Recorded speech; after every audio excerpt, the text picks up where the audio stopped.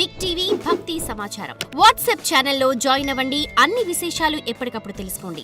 గురుగారు, చూడకూడనివి చూసినా వినకూడనివి విన్నా ఏవైనా దోషాలు వస్తాయా? దోషాలకు చూడకూడనివి చూడటానికి వినకూడని వినటానికి అస్సలు సంబంధం లేదు తల్లి. దోషం అంటే ఏ రకంగా పరిగణలోకి తీసుకోవాలి తల్లి? మనిషి మీద ప్రభావితం చూపించేటువంటి అంశాలు ఏదన్నా జరిగినప్పుడు మనిషిని మానసికంగా కృంగదీసేటువంటి వాతావరణం ఏర్పడుతూ ఉంటుంది. అలాగే దోషాలకి గ్రహచారానికి సంబంధం ఉంటుంది. అలాగే ఉదాహరణకు చూడకూడనివంటే ఒకటి చెప్పండి, ఏదైనా మీ భాషలో ఏ ఉద్దేశంతో మీరైతే ఆ ధర్మ సందేహం అడిగారో అలాంటిది ఏదైనా చూడకూడనిది అంటే రోడ్డు మీద వెళ్తున్నప్పుడు కానివ్వండి, ఏదైనా ఒక ప్రమాదాన్ని చూశారు, ఎవరైనా కాలం చేస్తారు, తీసుకుని వెళ్తున్నారు, ఇవి పుణ్యమా కాదా? ఓకే, ఎవరైనా కాలం చేశారు అని అనటానికి ఒక ఉదాహరణ. ఎవరైనా కానీ మరణించాల్సిందే, ఆ ధర్మసూత్రం మన మనసులో ఎప్పుడూ ఉండాలి. అయ్యో వాడు వెళ్ళిపోయాడు, నేను హ్యాపీగా బ్రతికేస్తానని అనుకోకూడదు. నేను కూడా ఏదో ఒక రోజు ఆ పరిస్థితికి వస్తాను కదా. కాబట్టి నువ్వు ఎంత బిజీ ప్రపంచంలోనున్నా అలాంటి సందర్భం నీ కళ్ళ ముందు ఎప్పుడైనా ఎదురైతే ఒక్కసారి అక్కడ ఆగి వారికి నమస్కారం చేసుకుంటే నువ్వు చేసినటువంటి చిన్న చిన్న పొరపాట్లు ఏదైనా ఉంటే చాలా అద్భుతంగా సమసిపోతాయని చెబుతుంటాం. ఇది చూడకూడనిదే, మరి చూసావు కదా, మరి దానివల్ల దోషాలు ఎందుకు వస్తాయి? రావు. మరి వినకూడనిది ఏదైనా పనిలో ఉన్నానండి, పలానా వాళ్ళు ఇలాగా కాలం చేశారు, పలానా ఇలా జరిగింది అని నువ్వు వినకూడదని విన్నావు.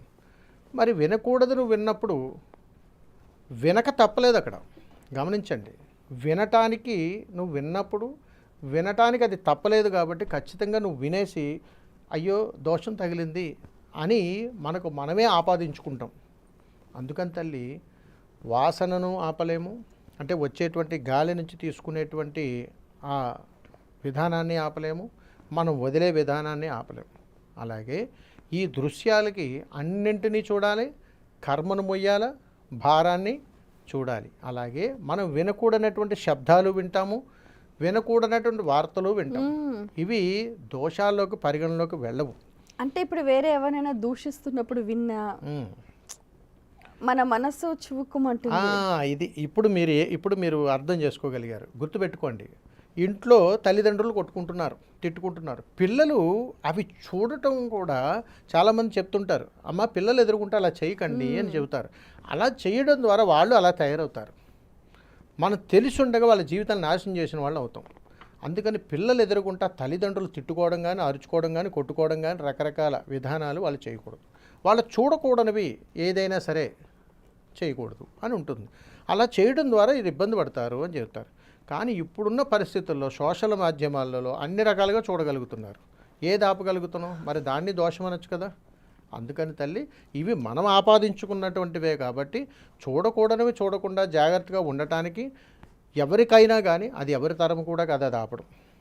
వినకూడని వినటానికి కూడా అది ఎవరి తరము కూడా కాదు. అందుకని వీటిని దోషాల మీద ఆపాదించకూడదు. మనిషి యొక్క మానసిక స్థితి మీద ఆ యొక్క ప్రభావం పడుతుంది. కాబట్టి భవిష్యత్తు కార్యాచరణలు వీరు తీసుకునేటువంటి నిర్ణయాలు తప్పుదారిగా వెళ్ళేటువంటి అవకాశాలు ఎక్కువగా ఉంటాయి. ఇది అవగాహన పెంచుకోవాలి తప్ప అవగాహన రాహిత్యంగా కానీ ఆలోచిస్తే అది ప్రమాదం.